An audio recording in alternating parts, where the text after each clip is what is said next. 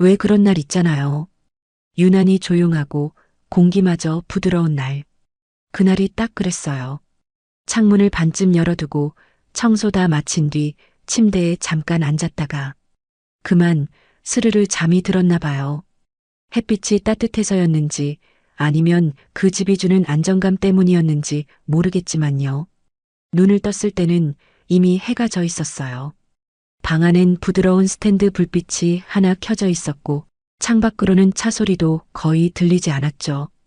어휴, 왜 이렇게 졸리냐. 김서방도 늦는다 했으니 10분만 더. 그렇게 중얼거리며 다시 이불 속으로 몸을 파묻었어요. 그리고 잠시 후 무언가 따뜻한 기운이 곁으로 스며드는 게 느껴졌죠. 처음엔 꿈인 줄 알았어요. 현실과 꿈의 경계가 희미해질 만큼 몸이 너무 피곤했거든요. 하지만 그 온기가 점점 가까워지자 저는 눈을 뜨지 못한 채 숨이 멎은 듯 굳어버렸어요. 어딘가 낯설고 어딘가 익숙한 온기.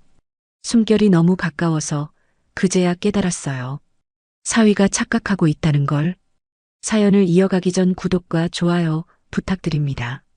감사합니다. 54살, 제 이름은 서은옥입니다. 한때는 남편의 아내이자 또 한 아이의 엄마로 살았던 사람이죠. 저는 초혼이었지만 그 사람은 중학생 딸이 있던 재혼남이었어요. 사람들은 다들 말렸어요. 굳이 그런 집에 들어가서 고생은 왜 하냐고요. 하지만 저는 그 사람을 정말 사랑했어요. 그 딸 아이까지도요. 딸 나연이가 처음 절 이모라 부르던 날이 아직도 기억나요. 쑥스럽게 웃던 그 얼굴이 참 예뻤죠. 전 엄마라는 말을 강요하고 싶지 않았어요. 그저 함께 밥을 먹고 얘기하고 챙겨주는 걸로 충분했으니까요.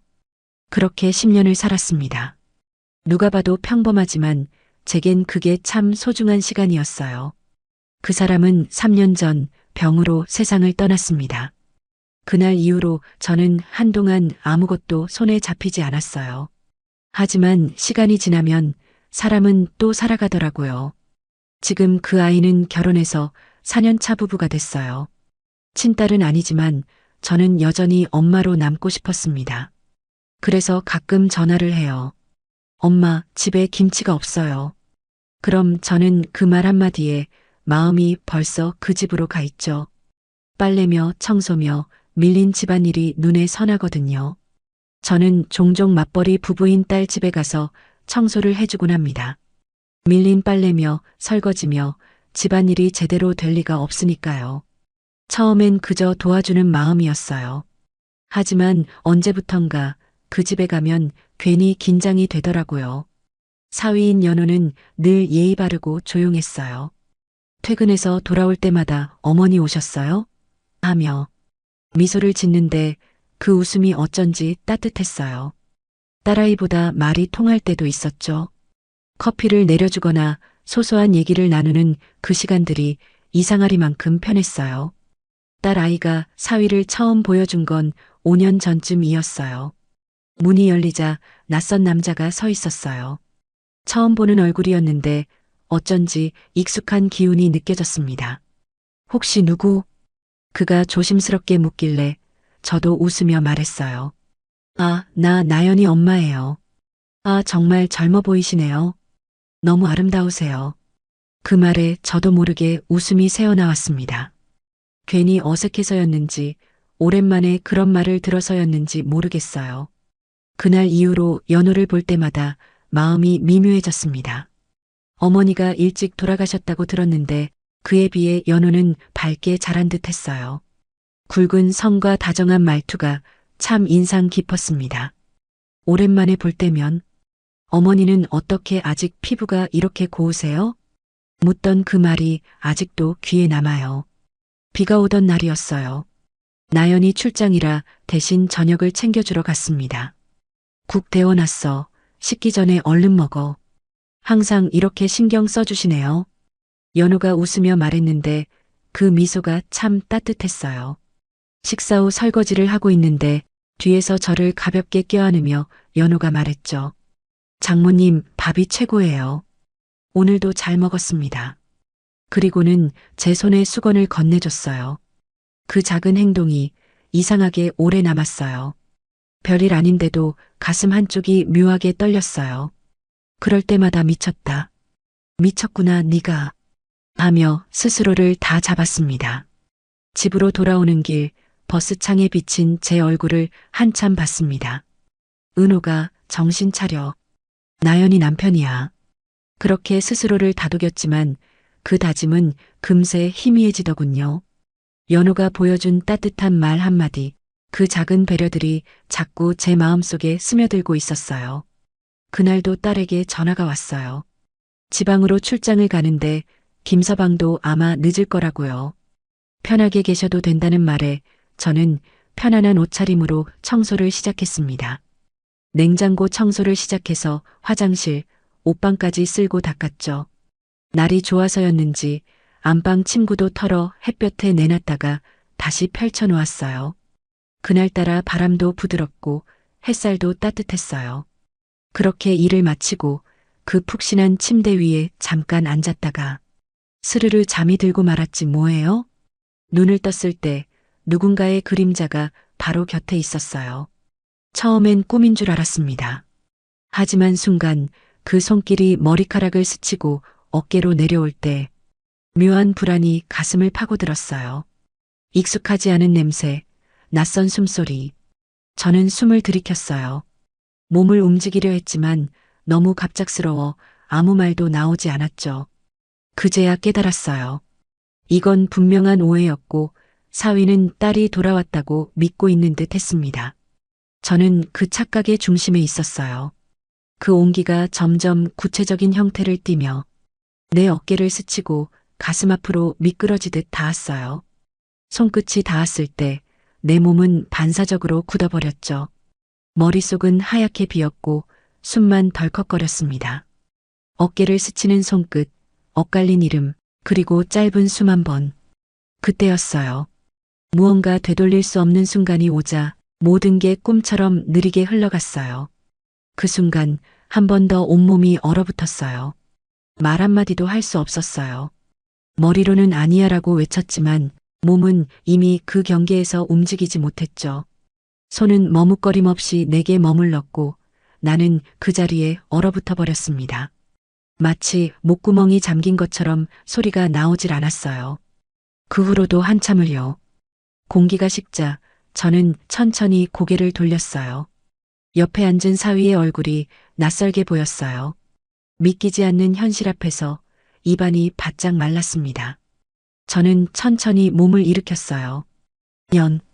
연호야. 연호의 표정엔 놀람과 혼란이 뒤섞여 있었어요. 시간이 멈춘 듯 연호와 저는 아무 말도 할 수 없었죠. 얼마나 지났을까요? 연호가 낮게 숨을 내쉬며 입을 열었어요. 장모님이 왜?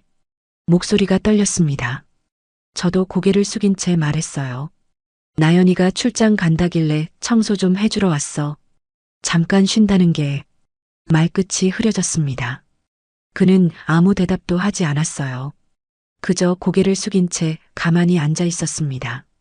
방 안에는 두 사람의 숨소리만 남았고 창밖에서는 빗방울이 천천히 떨어지고 있었죠. 잠시 후 우리는 식탁에 마주 앉았습니다. 아무 말도 할 수 없었어요. 식탁 위에는 물잔 2개가 놓여 있었고 그 사이로 흘러나오는 침묵이 마치 모든 걸 설명해 주는 듯 했죠. 저는 복잡해하는 연호를 보며 단호하게 말했어요. 연호야, 이건 그냥 사고였어. 내 잘못이 아니야. 그 말을 하면서도 가슴이 떨렸습니다. 입 밖으로 내뱉은 한마디 한마디가 공기 속에서 무겁게 내려앉는 느낌이었죠.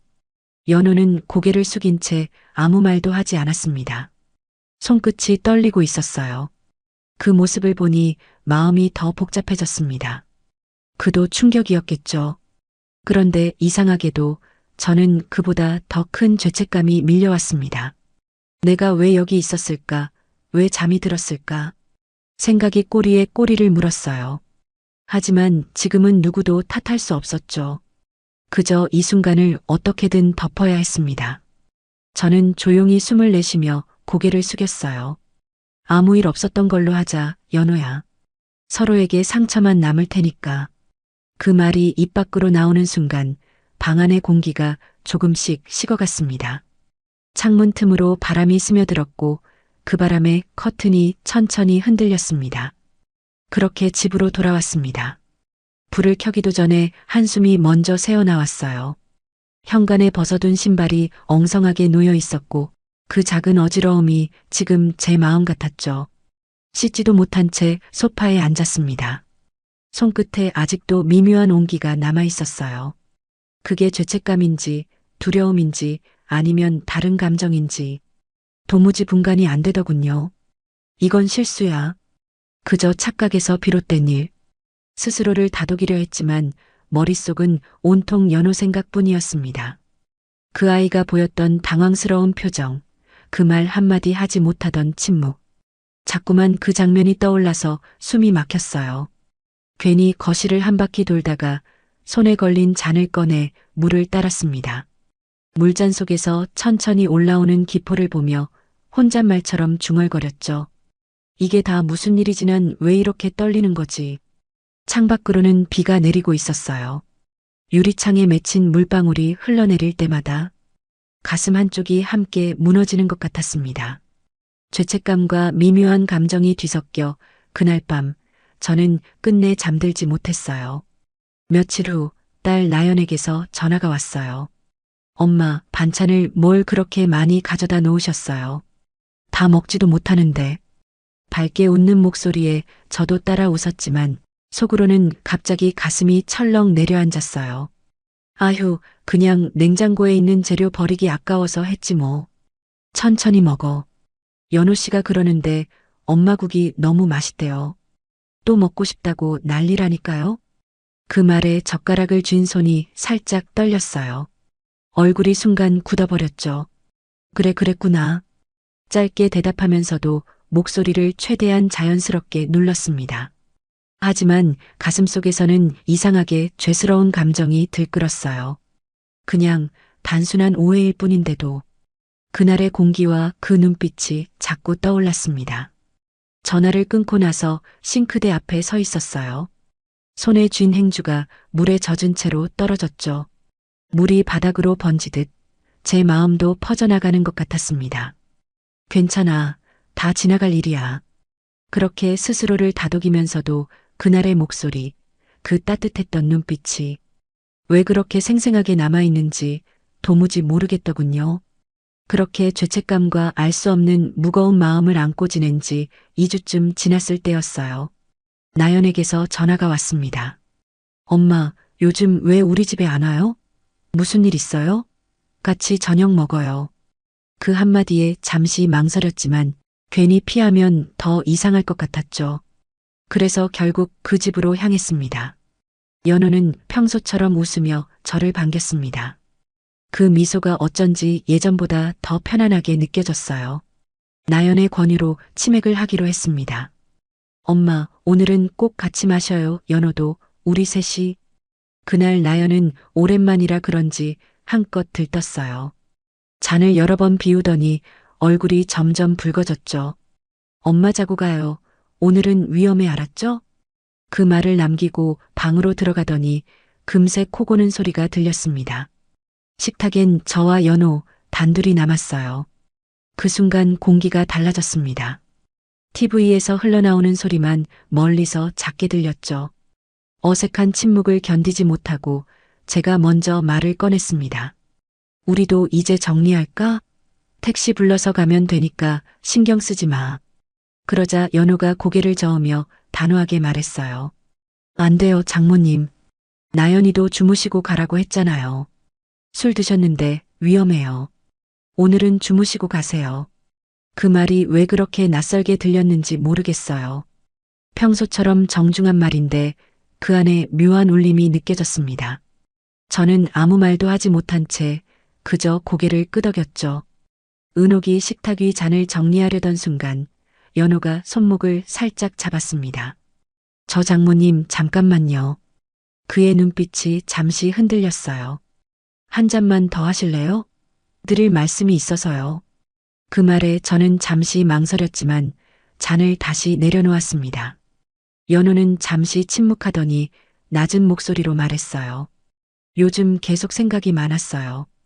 그날 일도 그렇고 제 마음이 좀 복잡했습니다. 그의 말에 숨이 멎는 듯 했어요. 눈을 마주치지 못한 채 고개를 숙였습니다. 그 일은 잊자 연호야. 조용히 말을 꺼냈지만 제 목소리도 흔들리고 있었죠. 연호는 한참 동안 대답하지 않았습니다. 잔속의 맥주 거품이 천천히 가라앉았고 방 안에는 냉장고 돌아가는 소리만 들렸어요. 사실 그날이 평소보다 이상하게 훨씬 좋다 싶었거든요. 그러니 죄책감 가지실 필요 없으시다고요. 그날 밤 공기는 참 이상했어요. 멀리서 빗소리가 들리는 것도 같고 둘 사이엔 아무 말도 없었지만 무언가가 이미 한 걸음 더 다가와 버린 느낌이었죠. 그렇게 방에 들어가 잠을 청했지만 쉽게 잠이 오지 않았어요. 몸은 피곤한데 마음이 계속 깨어 있었죠. 새벽 무렵 목이 말라 거실로 나갔습니다. 불은 꺼져 있었고 스탠드 불빛만 희미하게 켜져 있었어요. 냉장고에서 물을 꺼내려던 순간 안쪽 복도에서 발소리가 들렸습니다. 연호가 나왔어요. 그는 놀란 듯 멈춰섰고 저도 얼어붙은 듯 서 있었습니다. 순간 공기가 어색하게 멈췄습니다. 아, 장모님 잠이 안 오셨나 봐요. 그의 목소리가 낮게 떨렸어요. 응, 그냥 목이 말라서. 짧게 대답하고 고개를 돌렸습니다. 그 잠깐의 침묵이 길게 이어졌어요. 서로 아무 말도 하지 못한 채 그저 빛이 번지는 부엌 한가운데서 무겁고 낯선 공기만 흘렀죠. 그때였어요. 연호가 조심스럽게 입을 열었습니다. 장모님, 저 요즘 마음이 너무 복잡해요. 그의 목소리는 낮고 떨렸습니다. 아무리 잊으려 해도 그날 이후로 생각이 자꾸 머릿속을 맴돌아요. 그 말에 저는 몸이 굳었어요. 손에 들고 있던 컵이 미세하게 흔들렸습니다. 연호야, 그 얘긴 그만하자. 내 목소리는 생각보다 작고 떨려 있었어요. 그는 고개를 숙인 채 아무 말도 하지 않았습니다. 긴 침묵이 다시 흘렀죠. 부엌 창문 사이로 새벽 바람이 스며들며 커튼이 흔들렸습니다. 그 바람 속에 우리의 숨소리만 가늘게 섞여 있었어요. 며칠 뒤 비가 내리던 오후였어요. 현관 초인종이 울렸습니다. 문을 열자 연호가 서 있었어요. 손에는 우산이 젖어 있었고 얼굴엔 망설임이 묻어났습니다. 장모님, 갑자기 찾아와서 죄송합니다. 그가 그렇게 말하자 저는 잠시 얼어붙은 듯 서 있었어요.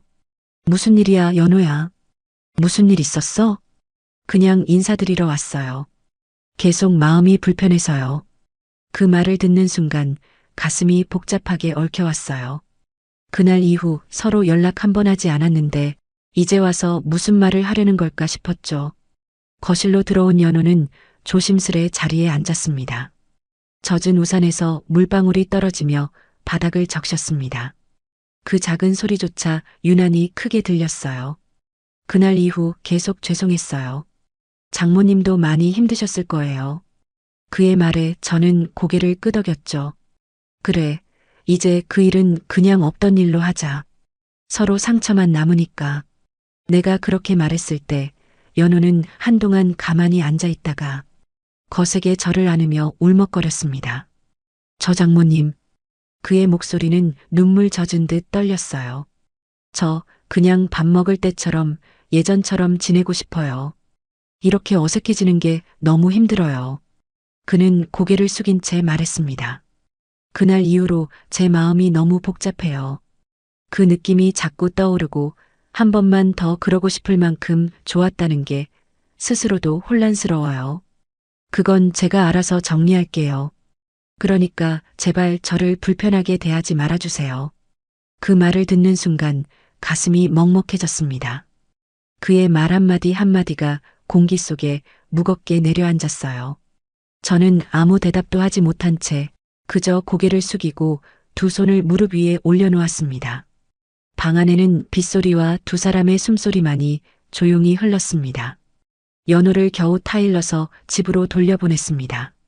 문이 닫히는 소리가 나자 그제야 한숨이 터져나왔어요. 손끝이 아직도 떨리고 있었죠. 은호가 정신 좀 차려. 스스로에게 그렇게 말했지만 마음이 쉽게 진정되질 않았습니다. 소파에 앉아 커튼 사이로 번지는 불빛을 바라봤어요. 방 안엔 아직 연호의 향기가 희미하게 남아 있었죠. 그게 더 혼란스러웠습니다. 분명히 선을 지켰어요. 그렇게 해야 한다는 걸 너무 잘 알고 있었으니까요. 그런데도 마음 한구석이 자꾸 흔들렸습니다. 그가 했던 말, 떨리던 목소리, 그리고 그 눈빛이 자꾸만 떠올라서 가슴이 저릿했어요.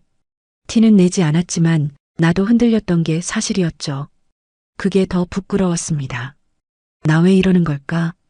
그렇게 중얼거리며 두 손으로 얼굴을 감쌌습니다. 창밖에선 빗소리가 다시 시작됐고 그 소리가 마치 제 마음 같았어요. 멈추지 못하고 흘러내리기만 하는 소리였죠. 그 후로도 저는 여전히 나연이를 보기가 미안했어요. 아무 일도 없었는데도 눈을 마주치면 마음이 자꾸 작아졌습니다. 딸이 환하게 웃으며 말할 때마다 그 웃음 뒤로 제 마음 어딘가가 쿡쿡 아파왔어요. 내가 잠깐이나마 품었던 잘못된 감정, 그리고 연호가 나를 향해 가졌던 금기된 마음. 그 모든 게 한순간의 착각이었다고 믿고 싶었지만 그렇게 쉽게 잊히질 않았습니다. 어쩌면 그건 외로움이었을지도 몰라요. 이 나이가 되면 누군가의 따뜻한 말 한마디, 눈빛 하나에도 마음이 쉽게 흔들리잖아요. 그저 사람이 그리웠던 건데 그 감정이 그렇게 뒤틀릴 줄은 몰랐습니다. 그래서 요즘은 자주 제 자신에게 말해요. 이제 그만 잊자, 은호가. 그건 사랑이 아니라 외로움이야. 그 말을 되뇌어도 마음 한쪽은 아직 조용히 시끄럽습니다. 나는 결국 큰 결심을 했습니다. 딸과 사위에게서 잠시 멀어지기로요. 그 둘을 볼 때마다 마음이 흔들렸고 그 흔들림이 반복될수록 스스로가 미워졌습니다. 그래서 떠나야겠다고 생각했어요. 친정언니가 있는 시골로 내려가기로 했습니다. 처음엔 망설였지만 언니는 제 얘기를 다 듣지도 않고 그래 와, 같이 살자 하더군요. 그 말 한마디에 눈물이 왈칵 쏟아졌습니다. 짐이라곤 많지도 않았어요. 옷 몇 벌, 사진 몇 장, 그리고 오래된 그릇 몇 개. 도시에선 아무것도 정리되지 않았는데 시골로 향하는 길은 이상하게 가벼웠어요. 논밭 사이로 바람이 불고 멀리서 닭 울음소리가 들릴 때 마음속이 조금씩 비워지는 느낌이 들었습니다. 그래, 이렇게 사는 것도 나쁘지 않지. 스스로에게 그렇게 말했죠. 밤이 되면 별이 환히 보였습니다. 그 아래에서 혼자 밥을 짓고 밥을 먹으며 생각했어요. 이제 그만 내려놓자, 은호가. 그건 사랑이 아니었고 외로움이었어. 바람이 들창을 스칠 때마다 마음속 어딘가가 조금씩 가벼워졌습니다. 그렇게 나는 다시 나를 살아가기로 했습니다. 하지만 때때로 머릿속을 스치는 그날의 기억들이 잊혀지질 않았어요. 바람이 불어오면 문득 그날의 공기 냄새가 떠오르고 햇살이 부드럽게 스치면 그때의 눈빛이 생각났습니다. 그립고 아파왔어요. 이젠 다 지나갔다고, 그저 외로움이 만들어낸 착각이었다고. 스스로를 수없이 다독였지만 마음은 그렇게 단순하지 않았습니다. 때로는 밭일을 하다 하늘을 올려다보며 이제 정말 괜찮아졌지? 하고 중얼거렸지만 대답 대신 바람만 살짝 불어왔죠. 그래도 살아야 했습니다. 그리움이 남아도 아픔이 남아도 오늘 하루를 밥 짓고 일하고 해가 지면 그대로 잠드는 게 제 몫이었죠. 그렇게 하루하루가 쌓여가며 조금은 단단해지고 조금은 둔해졌습니다. 하지만 아주 가끔 불빛이 따뜻한 밤이면 그 얼굴이 스치듯 떠올라요. 그리고 저는 조용히 눈을 감습니다. 그립다는 말 대신 그저 마음속으로 한숨처럼 그를 흘려보내며요. 오늘 영상이 좋으셨다면 구독과 좋아요, 알림 설정 꼭 부탁드립니다. 여러분의 작은 관심이 저에게는 정말 큰 힘이 됩니다. 오늘 이야기에 대한 여러분의 생각도 댓글로 들려주세요. 감사합니다.